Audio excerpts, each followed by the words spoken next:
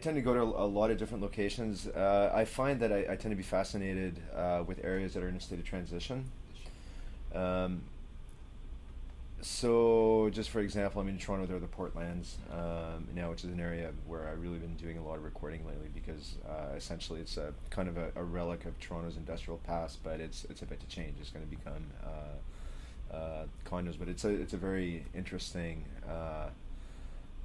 sonic landscape because it's some it's at the same time it's dense, but it's also it's a little bit removed from the city as well. So it's kind of a strange it's a strange in between space.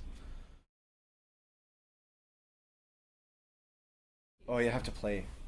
You have to play, and I think to not be afraid to experiment. And I think that with sound, there's a certain level of geekiness that comes with like gear, right? It's like, oh, I can't do the thing that I want because I don't have the gear.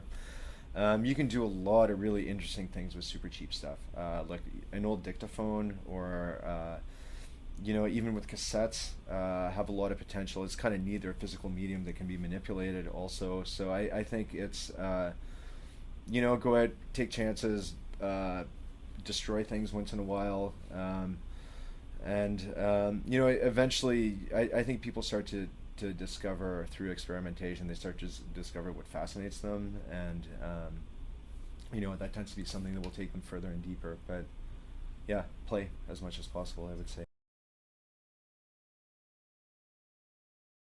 The piece I'm going to do here is actually called "The Night Paddler." So it was a late night. It's actually I'm using sounds that were made over the course of several days, actually probably about 2 weeks, but of these going out in a canoe at night and just kind of floating around on this lake and listening to what's listening to what's going on. And of course, lakes are really interesting because sound carries extremely far. And the depending on the weather conditions, like a couple of nights it was kind of misty. That affects the sound, right? The sound becomes more diffuse. Other nights it was very crisp, so the sound was also very clear. So it's working with these sounds that basically we're capturing in a canoe late at night. Yeah, I'm looking forward to it.